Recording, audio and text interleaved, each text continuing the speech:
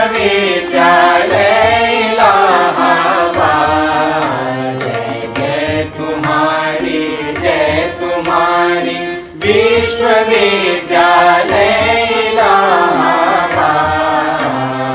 ज्ञान उद्गम ज्ञान संगम ज्ञान के इतिहास। ज्ञान उद्गम ज्ञान संगम ज्ञान के इतिहास। शत शत नमन है विश्वविद्यालय इलाहाबाद। सुंदरम सत्यम शिवम अवधारणाधार। जय तुम्हारी विश्वविद्यालय। जन्माद्यस्य यतोऽन्वयादितरतश्चार्थेष्वभिज्ञस्वराट् तेने ब्रह्महृदायादिकवये मोहयन्ति यत् सूरयः।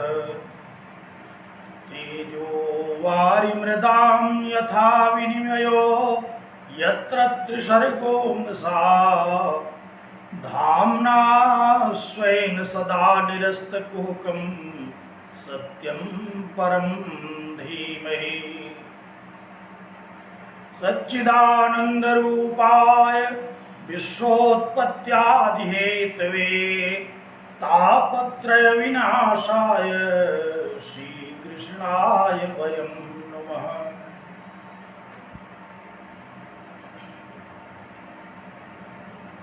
अपनी ज्ञान परंपरा के द्वारा अखिल विश्व को आलोकित करने वाले महिमा मंडित इलाहाबाद विश्वविद्यालय प्रयागराज के परास्नातक उत्तरार्ध संस्कृत के प्रिय छात्रों छात्राओं पूर्व छात्रों और वेदांतानुरागी सज्जनों,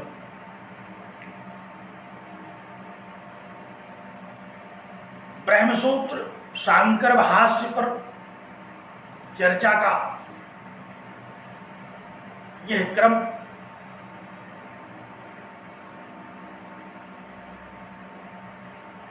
और हम लोग इस चर्चा में नियमित रूप से अपनी उपस्थिति के द्वारा ज्ञानार्जन कर रहे हैं। त्रिविध दुख से दूर करने वाला यह वेदांत ज्ञान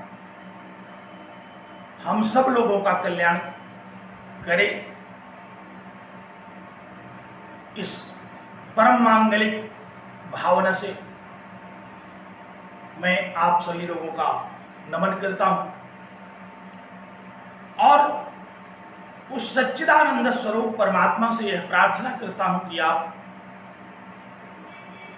इस शास्त्र में अपने चित्त को एकाग्र करें, इसे धारण करें, यथार्थ बोध कराने में वह ईश्वर हम लोगों की मदद करे।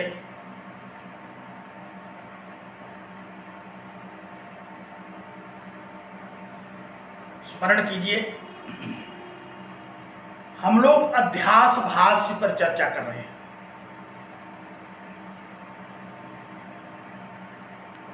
अद्वैत वेदांत का सिद्धांत जिससे आप भली भांति अवगत हैं, भगवान शंकराचार्य के द्वारा प्रतिष्ठित यह अद्वैत मत ब्रह्मैकम परमार्थ सच्चिदमलम विश्व प्रपंचात्मना सुक्ति रूप परात्मने वो बहिला ज्ञानावृतम भासते। अद्वैत ब्रह्म ही एक परमार्थ सत्य है और वह स्वयं इस विश्व प्रपंच के रूप में अपने आप को अभिव्यक्त करता है। यह विश्व प्रपंच, प्रपंच शब्द से आप भली भांति अवगत हैं। परमात्मा आकाश, वायु, जल, तेज आदि जो पंच महाभूत हैं, उस रूप में प्रकट होकर के, उस रूप में अपने को अभिव्यक्त करके इस जगत को अभिव्यक्त करता है। आप इससे भी भली भांति स्मरण हैं, अवगत हैं कि यह जगत व्यावहारिक सत्य है, पारमार्थिक सत्य पर आरोपित है। सुप्ति रूप परात्मने वो वहला ज्ञानावृतम भासते, जैसे सुप्तिका पर रजत का आरोप होता है, जैसे रज्जु पर सर्प का आरोप होता है, उसी तरह से उस परमार्थ सत्य पर, उस परम सत्य पर, उस सच्चिदानंद स्वरूप अद्वैत तत्व पर यह जगत अध्यस्त है। तज्ज्ञानात् निखिल प्रपंच निलया स्वात्म व्यवस्था परम, और इसके ज्ञान से, इस व्यावहारिक सत्य के यथार्थ बोध से उस परमार्थ सत्य का ज्ञान हमें होता है, और यही वेदांत का प्रयोजन है, यही वेदांत का लक्ष्य है। इसी को निर्वाण, मुक्ति, मोक्ष आदि शब्दों के द्वारा बहुधा हम कहते सुनते हैं। विषय पर पहुंचे। चर्चा करते हुए हम लोग अध्यास भाष्य की उन पंक्तियों पर पहुंच गए थे जहां युष्मद और अस्मद के रूप में विषय तथा विषयी का विवेचन हो रहा था। विषय में विषयी और विषयी में विषय का अध्यास नहीं हो सकता। अध्यासो मिथ्येति भवितुम युक्तम, अध्यास मिथ्या है, अध्यास नहीं हो सकता। तथापि नैसर्गिको एवं लोक व्यवहार है, फिर भी अनादिकाल से इस जगत का व्यवहार चल रहा है। अनादिकाल से इस जगत में हम लोग अहम इदम ममिदम, यह मैं हूं, यह मेरा है, इस रूप में जगत को व्यावहारिक रूप से सत्य मान करके इसमें प्रवृत्त हो रहे हैं। यहां तक हम लोग चर्चा कर चुके थे। अब यहां यह एक स्वाभाविक शंका उठती है कि जब ब्रह्म ही परमार्थ सत्य है,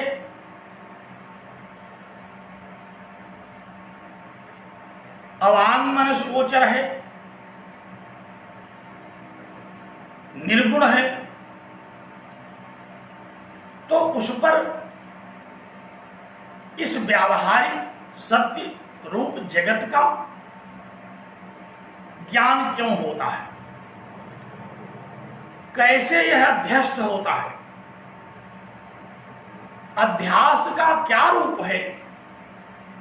कोई वस्तु किसी अन्य वस्तु पर कैसे अध्यस्त हो जाती है, कैसे अध्यारोप हो जाता है?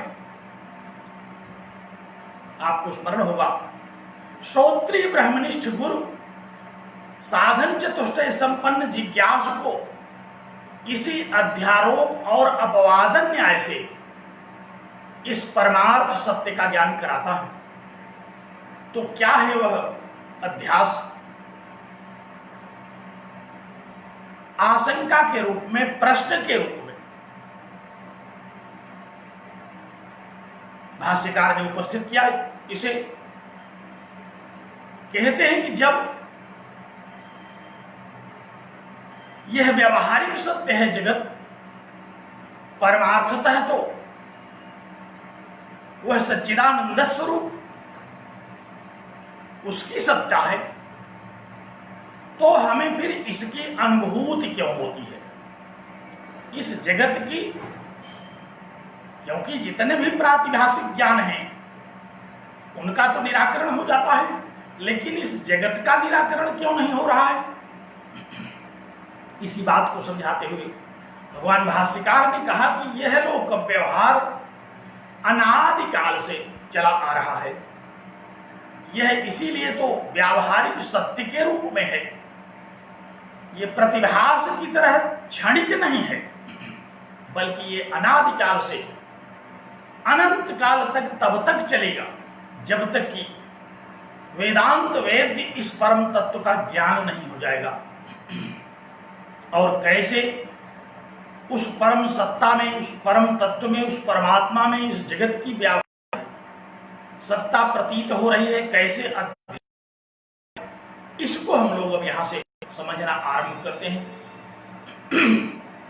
न्याय प्रस्थान का यह विषय बहुत ही तार्किक और प्रामाणिक रूप से भगवान भाष्यकार उपस्थित करने की भूमिका प्रस्तुत कर रहे हैं। प्रश्न किया, जिज्ञासा की, आह कोयम अध्यासो नाम, फिर ये अध्यास क्या है? पूछा।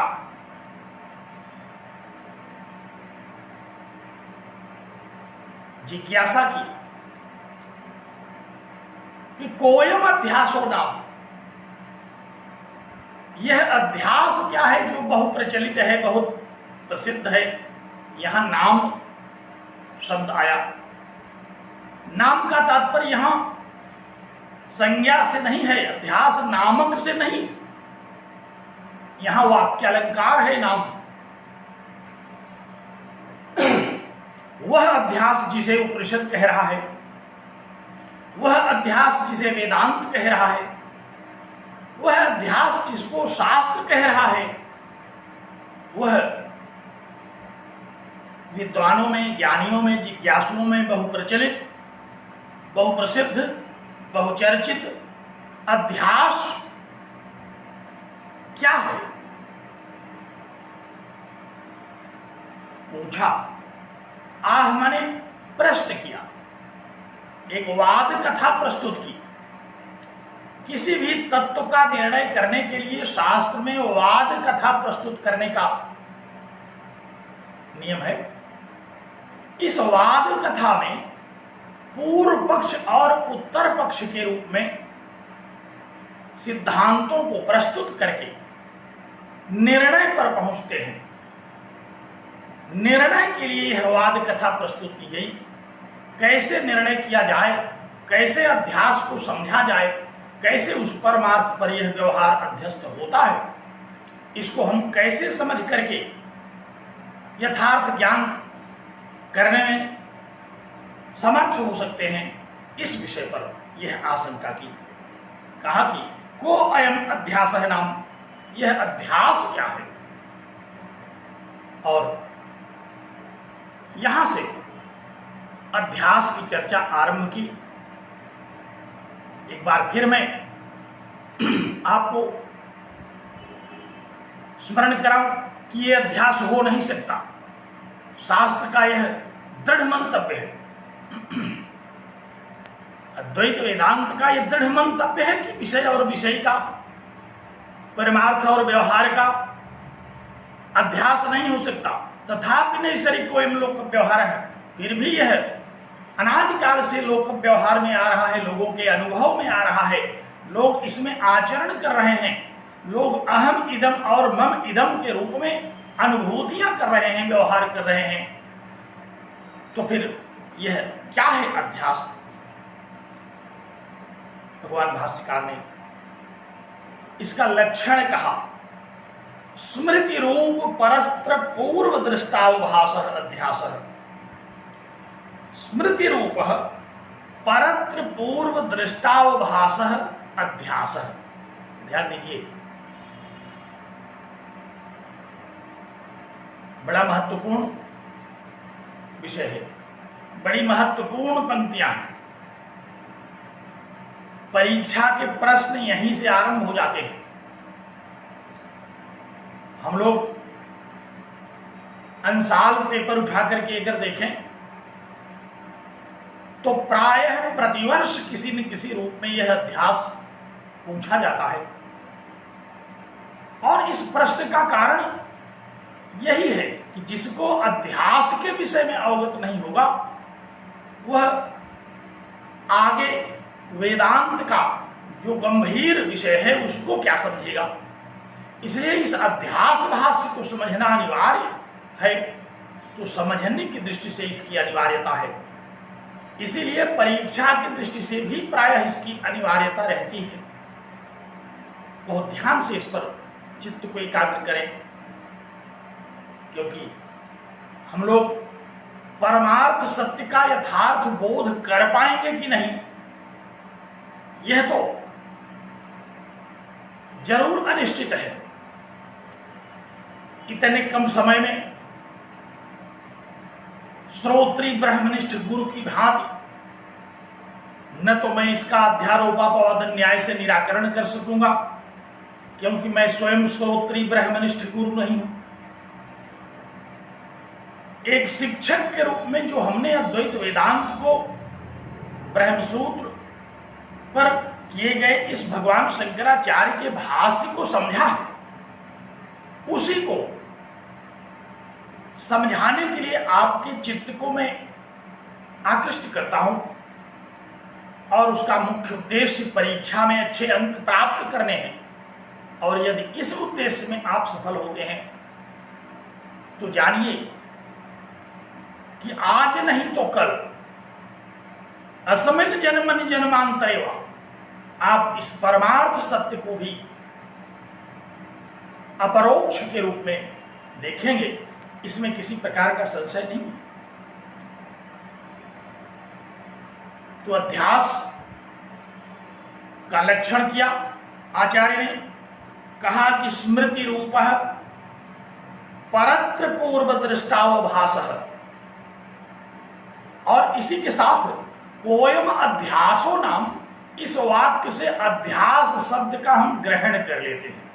ध्यान दीजिए, इसमें अध्यास है पुनः नहीं आया, लेकिन हम इसका अध्याहार कर लेते हैं उपर्युक्त पंक्ति से।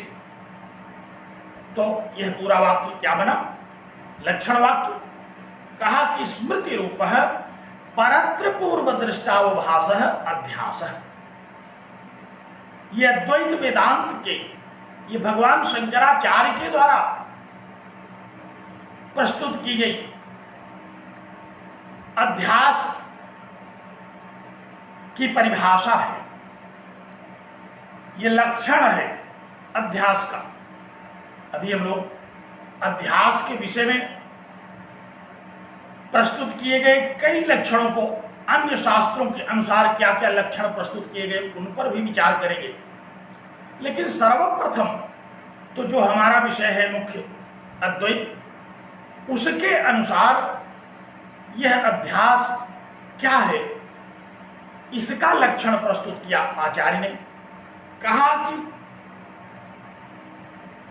परत्र अवभास। ध्यान दीजिए पंक्ति पर, लक्षण का मुख्य कथ्य इतना ही है, परत्र अवभास अध्यास। परत्र माने अन्यत्र होने वाले ज्ञान को, परत्र माने अन्य स्थान में। यहां तरल प्रत्यय है, आप इस प्रत्यय से भली भांति परिचित हैं। सप्तम्यास तरल, सप्तमी के अर्थ में, अधिकरण के अर्थ में तरल प्रत्यय, तरल प्रत्यांत पदों का प्रयोग हम करते हैं। जैसे अत्र माने इस स्थान में, तत्र उस स्थान में, परत्र अन्य स्थान में, सर्वत्र सभी स्थानों में। तो यहां तरल प्रत्यांत ये शब्द हैं, वस्तुतः तो ये अव्यय होते हैं, इनका रूप नहीं चलता। अत्र, तत्र, यत्र, सर्वत्र ये सब तरल प्रत्यांत पद हैं जो कि अधिकरण के अर्थ में, सप्तमी के अर्थ में प्रयुक्त किए जाते हैं। ध्यान से सुनिए।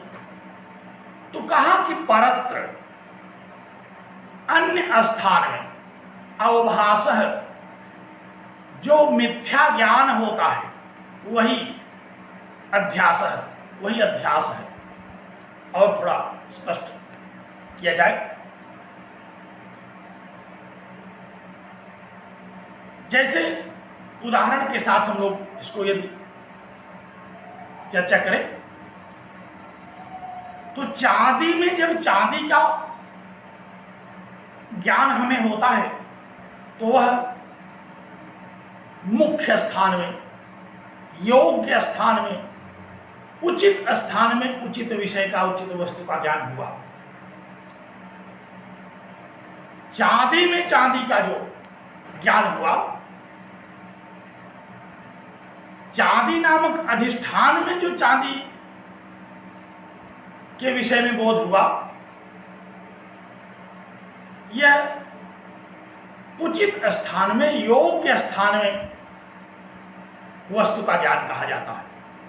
और यही ज्ञान जब चांदी में न हो करके परत्र हो, किसी अन्य वस्तु में होने लगे, जैसे सुक्ति में होता है, तो चांदी का ज्ञान चांदी में न होकर के सुक्तिका में होने लगे, तो यही परत्र है। अन्य अधिष्ठान, परत्र माने स्वाधिष्ठान में जो ज्ञान न हो, स्वयं में जो ज्ञान न हो, बल्कि अन्यत्र हो, तो परत्र का तात्पर्य क्या हुआ? अन्यत्र, दूसरे स्थान में, अर्थात सुक्तिका में। अवभास, अवभास माने मिथ्या ज्ञान। ध्यान दीजिए क्या शब्द है? अवभास। भास शब्द का तात्पर्य तो हम लोग समझते हैं, भास माने चमक, यथार्थ रूप में जो दृष्टिगोचर हो, भासमान होता है वह। जैसे चांदी को चांदी में जब हम देखते हैं तो वह भासित हो रही है, यथार्थ रूप में हमको दृष्टिगोचर हो रही है। लेकिन यही चांदी जब हम सुक्तिका में देखते हैं तो ये भासित नहीं हो रही है, बल्कि ये अवभासित हो रही है। इसका गलत ज्ञान हमको हो रहा है। अव उपसर्ग यहां है भास के साथ, अवसादन के अर्थ में, अर्थात यथार्थ के अर्थ में नहीं, कुछ भिन्न अर्थ में। तो अवभास अध्यास, ये जो अवभास शब्द है, इसके विविध अर्थ अन्य स्थानों पर लिए जाते हैं। आप उन अर्थों से दिग्भ्रमित न हो। आप वेदांत शास्त्र में, अद्वैत वेदांत में भगवान भाष्यकार के इस प्रसंग में अवभास शब्द का क्या अर्थ है, इसी को कस करके ग्रहण कर लें। इसमें दिग्भ्रमित होने की आवश्यकता नहीं है। तो यहां अवभास का तात्पर्य क्या है? मिथ्या ज्ञान, गलत ज्ञान। चांदी में चांदी का ज्ञान न होकर के सुक्तिका में जब चांदी का ज्ञान हो रहा है तो ये भास नहीं है, बल्कि ये अवभास है, गलत दिखाई पड़ रहा है। क्योंकि सुक्तिका में सुक्तिका का ज्ञान यदि होता हमें तो सही दिखाई पड़ता, चांदी में चांदी का ज्ञान होता हमें तो सही दिखाई पड़ता, तब हमें सत्य का ज्ञान होता। रज्जु में रज्जु का ज्ञान जब होगा तो हमें सत्य बोध होगा। लेकिन जैसे ही रज्जु का बोध न होकर के रज्जु में सर्प का बोध होने लगता है, सुक्तिका का बोध न होकर के जब हमें रजत का बोध होने लगता है, तो इसी को अवभास कहते हैं। ध्यान से सुनिए, बड़ी सरल सी बात है। भास और अवभास दो शब्द आए हम लोगों के सामने। चांदी में जब चांदी देखते हैं तो वह भासित होती है, और सुक्तिका में जब चांदी देखते हैं तो वह अवभाषित होती है। अन्य स्थानों पर किसके द्वारा अवभास का क्या अर्थ लिया जाता है, इसके भ्रम में मत पड़िए, क्योंकि अवभास शब्द ही भ्रम ज्ञान कराने वाला है। क्योंकि सुक्तिका में चांदी का भ्रम पैदा कर रहा है, इसलिए यत्र तत्र सर्वत्र ये भ्रम पैदा कर सकता है। लेकिन हम लोग तो बहुत ही दृढ़तापूर्वक शब्दों का अर्थ ग्रहण करते हैं, क्योंकि यही शब्द हैं संसार के सभी शास्त्रों में प्रवृत्त हो रहे हैं। इन्हीं शब्दों के द्वारा हम अपने विचारों का आदान प्रदान करते हैं। बहुत थोड़े से शब्द हैं जिनके द्वारा हम दिन भर अपने विचार व्यक्त करते हैं। अगर आप दिन भर बोले जाने वाले शब्दों की गणना कीजिए तो अधिक से अधिक 20-25 शब्दों में आप पूरा जीवन बिता देते हैं। लेकिन शब्दकोश से समृद्ध जो वक्ता हैं वे यथार्थ स्थान पर यथार्थ शब्दों का प्रयोग करते हैं। उनके द्वारा कुछ और अधिक शब्दों को प्रयोग में लाया जाता है। तो ये वेदांत शास्त्र है। यहां यदि उचित अर्थ को प्रकट करने के लिए उचित शब्द का ग्रहण न किया गया तो फिर हम अध्यास में फंस जाएंगे, हम अयथार्थ ज्ञान में फंस जाएंगे, फिर हम भ्रम में भ्रमित हो जाएंगे और फिर जो ज्ञान होगा वो हमको भ्रामक ज्ञान होगा। इसलिए एक एक शब्द को ध्यान से हम लोग ग्रहण करते हैं, पकड़े रहते हैं, उसको भागने न पाए, नहीं तो अर्थ से भी हम हट जाएंगे। इसलिए क्या कहा कि अवभास अध्यास है, मिथ्या ज्ञान ही अध्यास है। ध्यान दीजिए, क्या कहा कि मिथ्या ज्ञान ही अध्यास है, अर्थात सुक्तिका में रजत का जो मिथ्या बोध हो रहा है यही अध्यास है। और ये होता है, और जब ये होता है अनादिकाल से होता चला आ रहा है तो यह भी मान लीजिए कि परमार्थ सत्य में व्यवहार का भी अध्यास होता है, परमात्मा में भी जगत का अध्यास होता है। हमारी बुद्धि इस बात में समर्थ है कि अन्य स्थान पर अन्य विषयों का ज्ञान कर लेती है।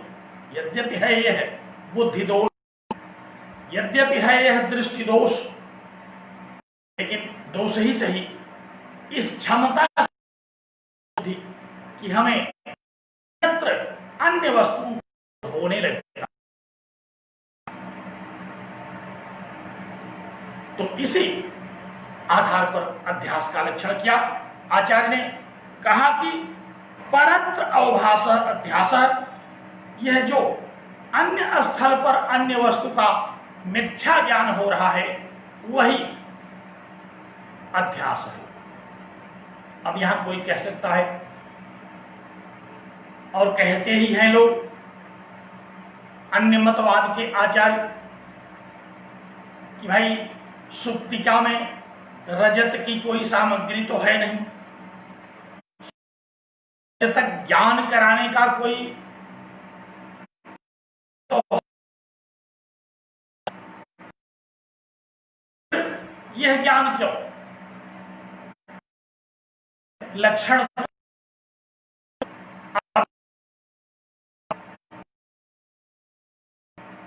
का लक्षण आप जानते हैं। लक्षणम तो असाधारण धर्म वचनम, लक्षण तो वह असाधारण विषय का उल्लेख करता है जो लक्ष्य के अतिरिक्त और कहीं नहीं होता। आपको स्मरण होगा न्याय के ग्रंथ में लक्षणम तो असाधारण धर्म वचनम, इस पंक्ति का बड़ा व्यापक तात्पर्य समझाया गया। और लक्षण वही है जिसमें अव्याप्ति, अतिव्याप्ति और असंभव दोष न हो, क्योंकि वही तो लक्षण होगा। स्मरण है आपको उस स्थल पर शासनादिमत्वम गोत्वम, गो का लक्षण किया गया कि जो शासना से युक्त है वही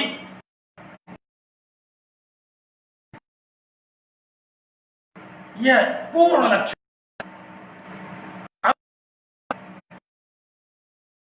सभी गो में यह न घटे तो इसी को हम कहते हैं अवदोष वाला लक्षण है ये। जैसे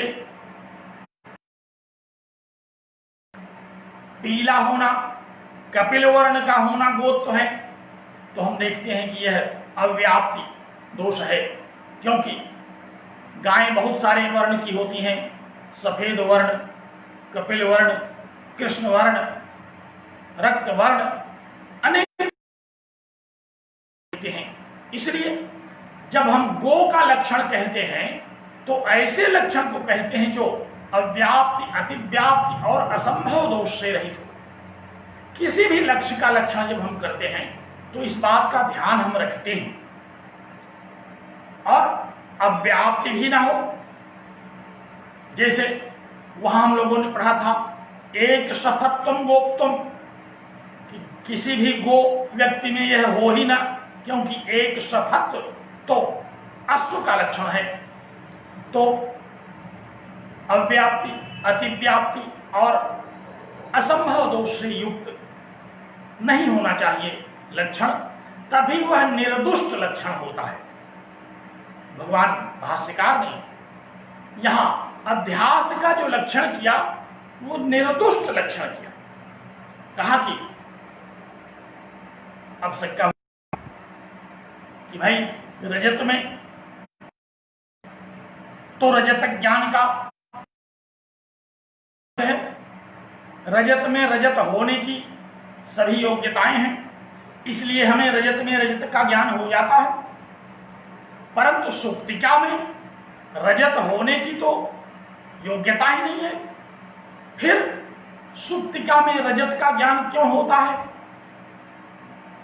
परत्र अवभासः, अगर हम इतना ही लक्षण मान लें तो यह निर्दुष्ट लक्षण नहीं हुआ।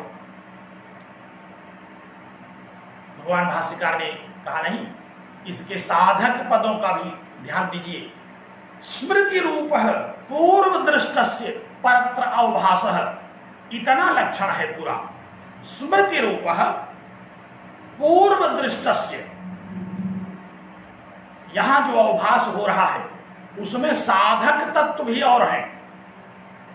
हमें जब गलत ज्ञान होता है, जब हमें अध्यास होता है, जब सुक्तिका में हमें रजत का अध्यास होता है तो हुआ तो ये अवभास। लेकिन ये अवभास क्यों होता है, इसके मूल में भी कुछ बात है। क्या बात है? कहते हैं कि पहली बात तो यह है कि अध्यास किसी पूर्व दृष्टि का ही होता है, जिसको पहले कभी देखा गया है। चांदी को पहले देखा गया है, चाहे वह खरीद करके ले आए हम लोगों ने देखा हो, चाहे वह किसी आभूषण बेचने वाले की दुकान में देखा हो। चांदी में चांदी का ज्ञान हमें इसलिए होता है कि हमने चांदी को देखा है। चांदी का जो चमकीलापन है, चांदी की जो चमक है, वह हमारे संस्कार में पड़ा हुआ है। क्योंकि दोबारा जब हम चांदी देखेंगे तो उसी संस्कार के बल से फिर हम चांदी को पहचान लेंगे। पहली बार जब हमने चांदी को देखा था तब तो किसी ने हमें परिचय कराया था कि देखिए यह चांदी है, यही चांदी की चमक होती है। इसी प्रकार का स्वरूप है चांदी का। क्योंकि प्रथम बार जब हम लोगों ने चांदी देखा तो चांदी के विषय में हमको क्या पता। चांदी को जानने वाले जो जानकार लोग हैं उन्होंने चांदी के विषय में हमें परिचय कराया कि यही है चांदी, इसकी चमक इतनी अच्छी होती है। तो हम लोगों ने पहचान लिया और उसकी चमक का एक संस्कार हमारे मन पर, हमारे चित्त में पड़ गया। मन पर नहीं, चित्त में। ध्यान दीजिए, आपको स्मरण होगा जो भी स्मृतियां होती हैं वो चित्त में रहती हैं। चित्त किसे कहते हैं? वेदांत सार में आपने भली भांति पढ़ लिया है। अंतःकरण 4, मन, बुद्धि, चित्त और अहंकार। तो उसमें चित्त जो है, उसी चित्त में स्मृतियों का संस्कार बना रहता है। बहुत दिनों के बाद भी जब हम कोई वस्तु देखते हैं और यदि पहले कभी देखा है तो उस संस्कार के कारण हम तत्काल उस वस्तु को पहचान जाते हैं। किसी व्यक्ति को हम बहुत दिन पहले देख चुके हैं, अगर स्वयं देवदत्त की तरह काशी में हमने देवदत्त को देखा और वही देवदत्त प्रयाग में जब दिखाई पड़े तो उनको देखते ही हमें स्मरण हो गया कि स्वयं देवदत्त है। अरे ये तो वही देवदत्त हैं जिनको काशी में देखा था। तो यह कैसे समझ गए उनके विषय में, यह प्रतिभिज्ञा कैसे हुई? क्योंकि हमारे चित्त में उनके विषय में बना हुआ एक संस्कार विद्यमान है। तो पूर्व दृष्ट वस्तुओं का एक संस्कार हमारे चित्त में रहता है। पूर्व दृष्टस्य, पहले देखे हुए किसी वस्तु का जो स्वरूप है, पहले देखा गया जो वस्तु है, पहले जब चांदी देखा तो चांदी के स्वरूप को देखा, चांदी के स्वरूप को पहचाना, और अब हमारे चित्त में क्या है? वही चांदी का स्वरूप पड़ा हुआ है, चांदी नहीं पड़ी हुई है। ध्यान दीजिए, अगर जितनी वस्तुओं को हम देखें वो सारी वस्तुएं हमारे चित्त में घुस जाएं तो फिर चित्त का तो बड़ा हाल बुरा हो जाएगा। इसलिए चित्त में क्या रहता है? चित्त में देखे हुए उस वस्तु के स्वरूप की तरह एक रूप रहता है। हमारे चित्त में पूर्व दृष्ट जो चांदी है, उस चांदी के रूप की तरह एक रूप है। चांदी का वह रूप भी नहीं है जिसको आपने बाजार में देखा था, क्योंकि वह रूप तो उस चांदी में है। आपके चित्त में क्या है? आपके चित्त में तो चांदी के उस रूप की तरह एक स्मरणीय रूप। ध्यान दीजिए, बात थोड़ी सूक्ष्म है, बहुत सूक्ष्म तो नहीं है। हमारे मन में, हमारे चित्त में, प्राय हम लोग चित्त और मन में भ्रम करके चित्त को ही मन कह बैठते हैं। इस पर सावधान रहने की आवश्यकता है। हमारे चित्त में जो चांदी का स्वरूप बना हुआ है वो कौन सा स्वरूप है? वो उस चांदी में रहने वाला स्वरूप नहीं है, बल्कि उस चांदी में रहने वाले स्वरूप की तरह ही स्वरूप बना हुआ है हमारे चित्त में। तो स्मृति रूप है, जो स्मृति के रूप की तरह रूप है, उसी को स्मृति रूप कहते हैं। स्मृति में जो रूप है, स्मृति में रूप क्या है? चांदी के रूप की तरह एक रूप है। तो कहा कि स्मृति रूप है वह जो स्मर्यमाण चांदी का स्वरूप है। और कैसा स्वरूप? कहा कि पूर्व दृष्टस्य, हम पहले उसको कभी देखे हुए हैं, चांदी को पहले हमने कभी देखा है, चांदी के स्वरूप को देखा है, सुना है, समझा है, पहचाना है, और वही रूप, उसी रूप की तरह एक रूप हमारे चित्त में संस्कार के रूप में विद्यमान है। कहा कि वही रूप पूर्व दृष्टस्य, पहले देखे हुए चांदी के उस रूप की तरह का जो रूप है, वही अवभाषित हो रहा है। कहां? परत्र, उस सुप्तिका में। मुझे लगता है कि बात समझ में आ गई होगी। बात बड़ी सरल है कि पूर्व दृष्टस्य स्मृति रूपस्य, पूर्व देखे हुए किसी रूप का जो स्मरण हमारे चित्त में पड़ा हुआ है, वही जब उस पूर्व दृष्ट वस्तु से हट करके कहीं दूसरी जगह दिखाई पड़ने लगती है तो यही अवभास है। इसी को आचार्य ने यहां समझाया कि परत्र अवभास, अर्थात चांदी में नहीं, चांदी के अतिरिक्त किसी दूसरे वस्तु में, अर्थात सुप्तिका में। पूर्व दृष्टस्य स्मृति रूपस्य, पहले देखे हुए स्मृति रूप का, जो पहले देखा था हमने चांदी के रूप को, उस रूप की तरह जो रूप है हमारे स्मृति में संस्कारबद्ध, उसको जब हम कहीं देखते हैं और वही अवभाषित होता है तो इसी अवभाषित ज्ञान को अध्यस्त ज्ञान कहते हैं।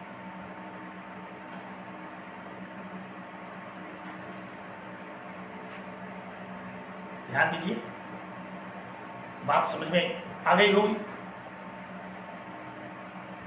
अवभास माने चांदी के अतिरिक्त किसी दूसरे स्थान पर होने वाला जो मिथ्या ज्ञान है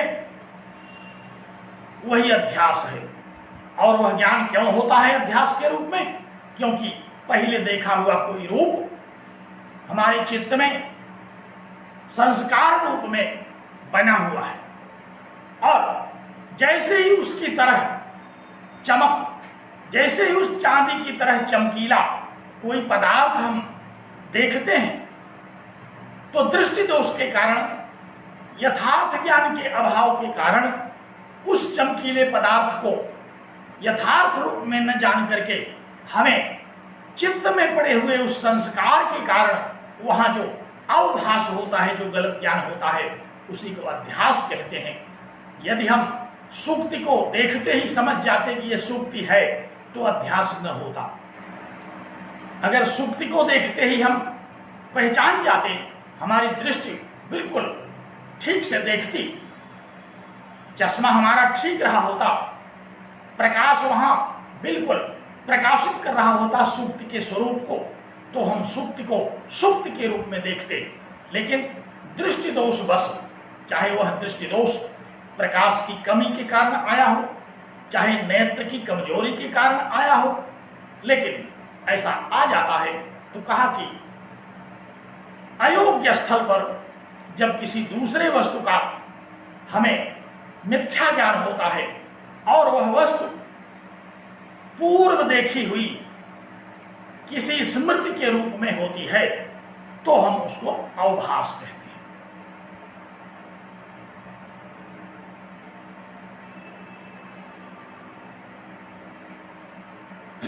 ध्यान दीजिए, इसी तरह से हम रज्जु सर्प का दृष्टांत भी समझते हैं। जैसे सुप्तिका में हमने रजत का अवभास किया, उसी तरह से रज्जु में सर्प का अवभास होता है। रज्जौ यथा हेन भ्रमः, रज्जु में सर्प का अवभास होता है। अब रज्जु के देखते ही अगर हमें रज्जु का यथार्थ ज्ञान हो जाता तब वह अवभास न होता, लेकिन रज्जु को देखने में दृष्टि दोष के कारण, प्रकाश दोष के कारण, किसी भी कारण से जब हमें रज्जु का यथार्थ ज्ञान नहीं हुआ, बल्कि पूर्व दृष्ट सर्प के आकृति की तरह जो स्मृति है, उस स्मृति से युक्त हमारी जो चित्त वृत्ति है, उसके कारण जब हम रज्जु में सर्प का अवभास करते हैं, जब रज्जु में हम गलत ज्ञान करते हैं, जब रज्जु में हम मिथ्या ज्ञान कर लेते हैं, तो यही रज्जु में सर्प का अवभास है। तो रज्जौ अवभास है, रज्जु में होने वाला जो अवभास है, पूर्व दृष्टस्य सर्पस्य स्वरूपम इव रूपम यस्य, पूर्व देखे हुए सर्प के रूप की तरह है रूप जिसका, ऐसा जो हमारा चित्त है, ऐसी जो चित्त वृत्ति में स्मृति है, उसकी तरह वृत्ति जब हम देखते हैं रज्जु में, तो हमें सर्प का अवभास हो जाता है। सुप्तिका में जब हम पूर्व दृष्ट रजत की चमक देख करके सुप्तिका के यथार्थ स्वरूप को नहीं समझ पाते, तो हमें रजत का अवभास हो जाता है। इसीलिए आचार्य ने कहा कि ध्यान दीजिए, यह अवभास अध्यास, यह अवभास ही अध्यास है, यह मिथ्या ज्ञान ही अध्यास है। एक दो बात और समझने की है, और दृढ़ ज्ञान करने के लिए टीकाकारों ने इसका थोड़ा सा और विवेचन किया। आप सुनते ही समझ जाएंगे, फिर कभी धोखा नहीं होगा। कहते हैं कि सुक्तिका में रजत का अत्यंता भाव है, सुक्तिका में रजत कथमपि नहीं है। तो जब हमें अध्यास होता है, तो जिस वस्तु में अध्यास हो रहा होता है, उस वस्तु का आरोप्यमान विषय में, अर्थात सुक्तिका में रजत का अत्यंता भाव होता है। हमें प्रतीत तो रजत हो रही है, लेकिन है उसका अत्यंता भाव। रज्जु में हमें सर्प की प्रतीति तो हो रही है, लेकिन रज्जु में सर्प का है अत्यंता भाव। रेगिस्तान में हमें जल की प्रतीति तो हो रही है, लेकिन है जल का अत्यंता भाव। जब जब जहां जहां अध्यास होगा वहां उस अधिष्ठान में अध्यस्त वस्तु का अत्यंता भाव होगा। ध्यान रखिए, अध्यस्त वस्तु वहां कदापि नहीं रहती। सुप्तिका में जब हमें चांदी का अध्यास हो रहा होता है तो चांदी वहां कदापि नहीं रहती, न पहले रही होती है, न वर्तमान में जब हम देख रहे होते हैं तब होती है, और न भविष्य में ही सुप्तिका रजत का रूप धारण कर सकती है। सुप्तिका में रजत का अत्यंता भाव होता है। इसलिए टीकाकारों ने कहा कि एकावत छेदेन, एक समय में, जिस समय हमें किसी वस्तु में दूसरी वस्तु का अध्यास हो रहा होता है वहां अध्यस्त वस्तु, आरोप्यमान जो वस्तु है उसका अत्यंता भाव होता है। पूरी की पूरी सुप्तिका में हमें रजत की प्रतीति हो रही है, पूरी सुप्तिका में हमें रजत का अवभास हो रहा है, पूरी रज्जु में हमें सर्प का अवभास हो रहा है। यदि रज्जु 5 फीट की है तो हमें 5 फीट के सर्प का अवभास होगा। ऐसा नहीं होगा कि आधी रज्जु में तो सर्प दिखाई पड़े, आधी रज्जु में रज्जु दिखाई पड़े। संपूर्ण में संपूर्ण अवभास होता है। संपूर्ण सुप्तिका में रजत का अवभास हो रहा है, तो वहां आरोप्यमान वस्तु का सर्वथा अत्यंता भाव है। अत्यंता भाव के रूप में रहने वाली वस्तु ही हमें अध्यस्त रूप में दिख रही है। चाहे रज्जु में सर्प का अवभास हो रहा हो तो वहां सर्प का अत्यंता भाव हो, चाहे सुप्तिका में रजत का अवभास हो रहा हो तो वहां रजत का अत्यंता भाव है। इसलिए अत्यंता भाव रहता है। समग्र में हमें अवभास होता है। सुप्तिका में, पूरी सुप्तिका में हमें रजत का अवभास होगा, रज्जु में, संपूर्ण रजत में हमें अवभास होगा। इसी तरह से ब्रह्म का जब हमें ब्रह्म के रूप में ज्ञान नहीं होता तो समग्र ब्रह्म में इस समग्र जगत का अवभास होता है। ध्यान रखिए, हमें लक्ष्य तो हमारा वही है कि ब्रह्म का ज्ञान न होने पर जगत का ज्ञान होता है, ये अध्यस्त ज्ञान है। अब हम इस ज्ञान को दृढ़ करने के लिए, इस ज्ञान को समझने के लिए 2-4 ऐसे दृष्टांत पकड़ रखे हैं, चाहे वह सुप्तिका में रजत का अवभास हो, चाहे रज्जु में सर्प का अवभास हो। ये हमें ब्रह्म में जगत के अध्यास का ज्ञान प्रदान करने के लिए होते हैं। तो स्मृति रूप परत्र पूर्व दृष्टावभास अध्यास। अब एक बात और समझिए, सुप्तिका में रजत का तादात्म्य हो गया, एक शब्द नया आया, तादात्म्य, इसीलिए इसको कहते हैं तादात्म्याध्यास। जैसे ही सुप्तिका में आपको अवभास हुआ और तादात्म्य हो गया रजत के साथ, तो वहां हमें रजत का तादात्म्य होने के कारण, तादात्म्य माने तद वस्तु, वह जो सुप्तिका है उसमें रजत का आत्म माने स्वरूप दिखाई पड़ने लगा। इसीलिए हमें सुप्तिका का ज्ञान न होकर के अवभास हो गया, वहां हमें रजत दिखाई पड़ी।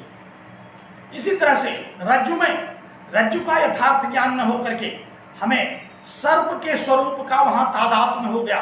सर्प के रूप की तरह जो रूप हमारे चित्त में है उस रूप का वहां तादात्म्य होता है। रजत के रूप की तरह जो रूप हमारे चित्त में है उस रूप का तादात्म्य सुप्तिका में होता है। ये तादात्म्य है, ये संयोग नहीं है। वहां रज्जु के साथ सर्प का संयोग नहीं हुआ, सुप्तिका के साथ रजत का संयोग नहीं हुआ। एक दूसरे दृष्टांत से हम लोग समझें। जैसे कोई वृक्ष है, वृक्ष के एक डाल पर बंदर बैठा हुआ है, तो जिस समय वह बंदर डाल पर बैठा हुआ है उस समय वह बंदर वृक्ष की जड़ पर नहीं है, तो जड़ पर तो उसका अत्यंताभाव है, लेकिन डाल पर वह वर्तमान है, डाल पर उसका संयोग है। तो यहां अध्यास नहीं होगा, क्योंकि अध्यास तो वहां होगा जहां उस वस्तु का अत्यंताभाव होते हुए हमें वह वस्तु दिखे। यहां डाल पर बंदर का संयोग दिख रहा है, जड़ में अत्यंताभाव दिख रहा है, तो हम ये नहीं कह सकते कि वहां बंदर का अत्यंताभाव हो रहा।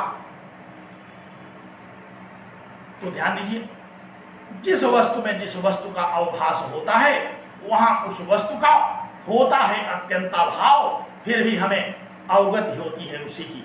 जैसे सुक्तिका में रजत का है अत्यंताभाव, परंतु हम देखते हैं रजत को। रज्जु में है सर्प का अत्यंताभाव, परंतु हम देखते हैं सर्प को। तो जो परत्र है, जो अधिष्ठान है, वहां अत्यंताभाव होते हुए भी हमें पूर्व दृष्ट होने के कारण, स्मृति रूप से चित्त में संस्कार बद्ध होने के कारण हमें यह अध्यास होता है। तो समझाया, स्मृति रूप परत्र पूर्व दृष्टावभास अध्यास, पूर्व में देखे हुए किसी वस्तु के स्वरूप की तरह में संस्कार रूप से जमा हुआ है, उसी रूप की तरह जब स्थान पर दृष्टि दोष के हमें होता, तो हमारे चित्त में पड़े हुए वह संस्कार वहां हमें अवभाषित होने लगते हैं। इसी को हम अध्यास कहते हैं, यही अध्यास है। ध्यान दीजिए, तो भगवान शंकराचार्य ने जो लक्षण दिया, स्मृति रूप परत्र पूर्व दृष्टा अवभास अध्यास, इस लक्षण को हम लोगों ने उदाहरण समेत, उदाहरण के साथ समझने की चेष्टा की, और हमें पूरा विश्वास है कि आप समझ गए होंगे। जहां कोई पुनः करेंगे, आगे बढ़िए थोड़ा सा, ग्रंथ की उन पंक्तियों को देखिए जिसमें भगवान भाष्यकार ने अन्य मतवादों के अनुसार अध्यास का लक्षण दिया।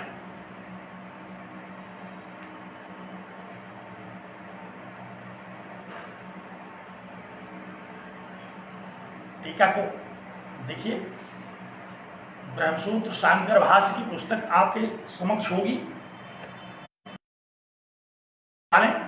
क्योंकि ये सारी पंक्तियां जो अध्यास के लक्षण को कहने वाली पंक्तियां भगवान भाष्यकार ने उद्धृत किया है, इसमें से कोई भी पंक्ति परीक्षा में आ सकती है। जैसे एक पंक्ति पर हम लोगों ने अभी तक विचार किया कि स्मृति रूप परत्र पूर्व दृष्टावभास अध्यास, यह भगवान भाष्यकार के द्वारा द्वैत वेदांत की दृष्टि से उपस्थित किया गया लक्षण है।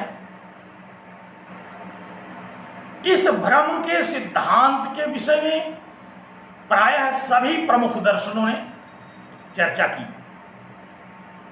न्याय वैशेषिक ने, बौद्ध दर्शन ने, सांख्य ने और मीमांसा ने इस भ्रम के सिद्धांत पर बड़ी व्यापक चर्चा की, बड़ा व्यापक चिंतन किया, और यह चिंतन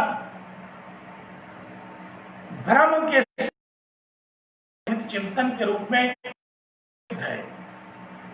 ख्यातिवाद के नाम से इस चिंतन को जाना जाता है। भारतीय दर्शन में ख्यातिवाद यह एक बड़ा व्यापक विषय है। ध्यान दीजिए, आपने पहले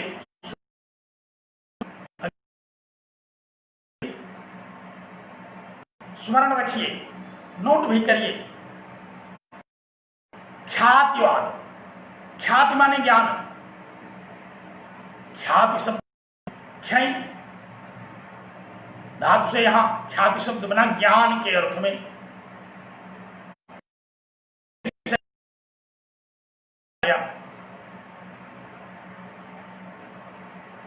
मीमांसा ने इस भ्रम के सिद्धांत को किस रूप में देखा, न्याय वैशेषिक ने इस भ्रम के सिद्धांत को किस रूप में देखा,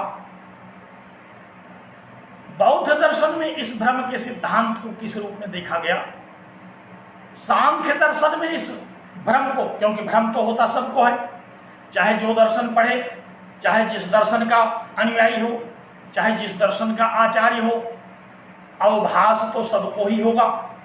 यह किसी एक व्यक्ति के लिए नहीं कहा जा रहा है, यह तो मनुष्य मात्र ही नहीं। हमने मृग मरीचिका का जब दृष्टांत दिया तो वह पशुओं को होता है, मृग को होने वाला वह गलत ज्ञान है, सबको होता है, चाहे सामान्य व्यक्ति हो, बालक, युवा, वृद्ध भी।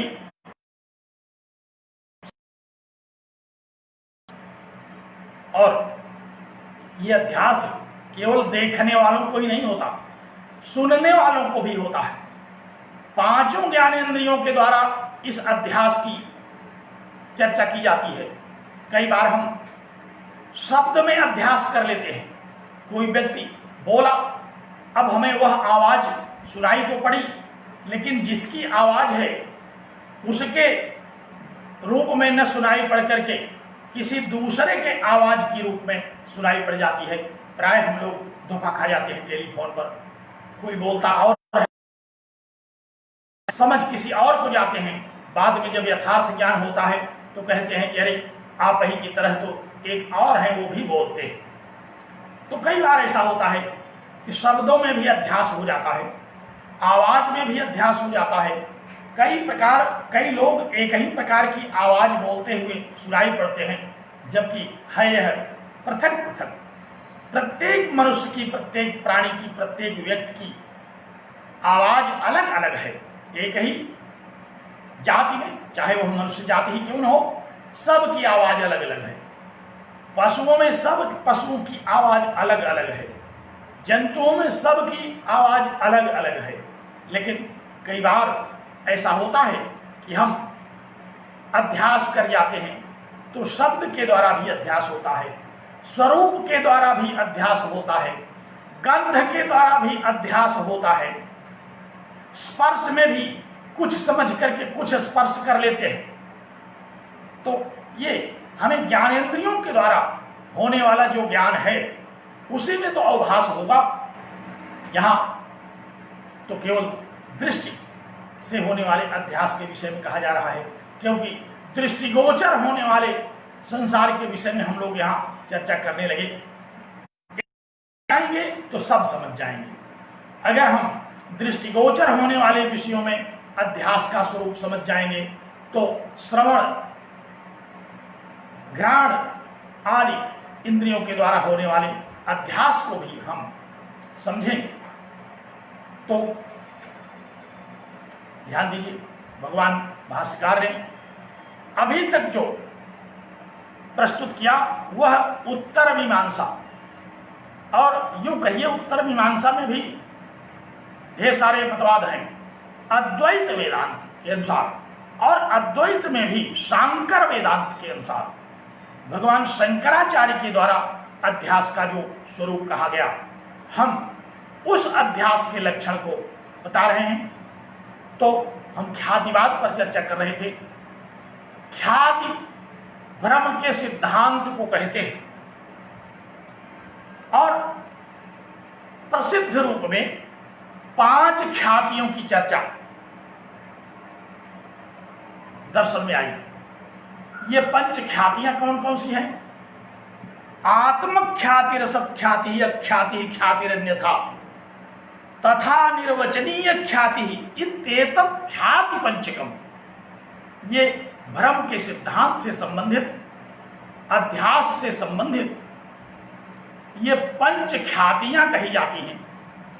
आत्मख्याति, अख्याति, असत्ख्याति, अन्यथा ख्याति, अनिर्वचनीय ख्याति। किसी को आचार्यों ने कहा कि आत्मख्याति रसख्याति ही, अख्याति ही ख्यातिरन्यथा तथा अनिर्वचनीय ख्याति, ये पंच ख्यातियां हैं।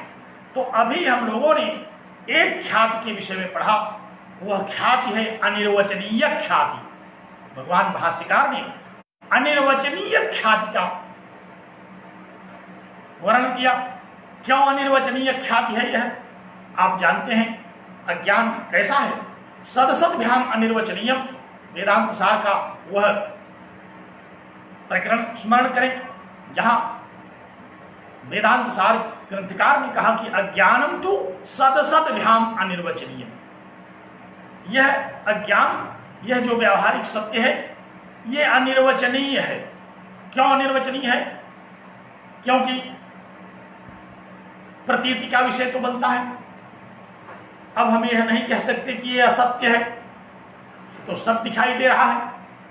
लेकिन जैसे ही नेदम रजतम नायम सर्प का ज्ञान होता है, वैसे ही रज्जु में होने वाला सर्प का अध्यास दूर हो जाता है। तो जो सत्य प्रतीत हो रहा था वो बाधित हो गया, इसलिए सत्य भी नहीं कहा जा सका। और असत्य इसलिए नहीं कहा जा सकता क्योंकि प्रतीति होती है। रज्जु में सर्प की प्रतीति हो रही है तो हम इसको असत्य नहीं कह सकते। सुप्तिका में रजत की प्रतीति हो रही है, इसलिए हम इसको असत्य नहीं कह सकते। तो सत्य दिखाई देने के कारण हम इसको असत्य नहीं कह रहे हैं। यह सत्य है और असत दोनों रूपों में दिखती है। जब तक हमें इसके मिथ्यात्व का ज्ञान नहीं होता तब तक हम सत्य देख रहे हैं। जैसे ही मिथ्यात्व का ज्ञान हो जाता है हम सत्य देखने लगते हैं। तो कहा कि अब कोई कहे कि सत्य भी है असत्य भी, तो कहा नहीं, ये तो परस्पर विरोधी हो गया। कोई वस्तु दोनों नहीं हो सकता कि आप उसको सत्य भी कहें असत्य भी कहें। यही जो दोनों हो रहे हैं उसी को तो मिथ्या कहते हैं, वही तो अनिर्वचनीय है। अनिर्वचनीय ही मिथ्या का एक दूसरा शब्दार्थ है। तो सदसद्भ्याम अनिर्वचनीयम, यह जो व्यावहारिक ज्ञान है, चूंकि यह यथार्थ ज्ञान होने पर बाधित हो जाता है, इसलिए सत्य नहीं है। लेकिन यथार्थ ज्ञान होने के पूर्व चूंकि हमें यह प्रतीत होता है, इसलिए यह असत्य भी नहीं है। सत्य और असत्य दोनों नहीं हो सकता क्योंकि परस्पर विरोधी स्वभाव एक ही वस्तु में नहीं हो सकते। इसीलिए भगवान भाष्यकार ने कहा कि अज्ञानम तो सदसद्भ्याम अनिर्वचनीयम, यह जो अज्ञान है, यह जो अध्यास है, यह जो अध्यारोप है, यह अनिर्वचनीय है। तो भ्रम के इस सिद्धांत को भगवान भाष्यकार ने कहा कि यह अनिर्वचनीय ख्याति है। तो हम लोगों ने अध्यास के स्वरूप में अध्यास का अद्वैत वेदांत सम्मत लक्षण समझा और अद्वैत वेदांत सम्मत लक्षण के रूप में हमें दृष्टांतों के द्वारा अध्यास समझने को मिला तथा अनिर्वचनीय ख्याति इसको शास्त्रकारों के द्वारा कहा गया क्योंकि यह अनिर्वचनीय ज्ञान है। ये सदसद्भ्याम अनिर्वचनीय है।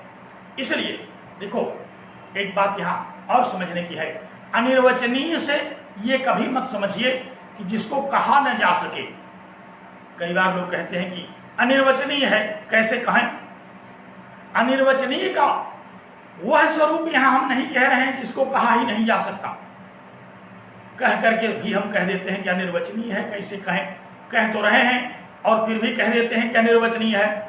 तो किस रूप का अनिर्वचनीय है यहां? इसीलिए वेदांत सार के आचार्य ने इसको समझाया, कहा कि ये सत्य के रूप में अनिर्वचनीय है क्योंकि बाधित हो जाता है, असत के रूप में अनिर्वचनीय है क्योंकि प्रतीत हो रहा है, सदसद दोनों के रूप में अनिर्वचनीय है क्योंकि परस्पर विरोधी है। इसलिए ये अनिर्वचनीय है। अनिर्वचनीय इसलिए नहीं है कि हम इसके विषय में कह नहीं सकते, कह तो हम खूब सकते हैं, कहते हम खूब हैं, सारे वेदांत ग्रंथों में खूब कहा सुना समझा गया। इसलिए अनिर्वचनीय का मतलब यह नहीं हुआ कि जो कहने योग्य ना हो। कहने योग्य तो है ही, तभी तो हम इसको कह सुन समझ रहे हैं। हम कहने योग्य न होता तो हम कैसे कहते, कैसे आपको समझाते, और समझने योग्य न होता तो कैसे समझते। इसलिए अनिर्वचनीय का तात्पर्य यहाँ इतना ही है कि ये सद और असत के रूप में नहीं कहा जा सकता, सदसद के रूप में नहीं कहा जा सकता। तो इस अनिर्वचनीय ख्यात की चर्चा आज हम लोगों ने की। अब अन्य मतवादों के अनुसार इस ख्यातिवाद का क्या स्वरूप है, इस पर चर्चा मैं अगले व्याख्यान में करूंगा। आज अनिर्वचनीय ख्यात के अनुसार अध्यास का क्या स्वरूप है, कैसे परमार्थ में यह व्यवहार अध्यस्त हो रहा है, इस विषय में भगवान भाष्यकार ने अध्यास का लक्षण देते हुए हमें विस्तार से समझाने की चेष्टा की और हम लोगों ने इस पर चर्चा किया। हमें पूरा विश्वास है कि आप लोगों ने इसको सुना और समझा भी होगा।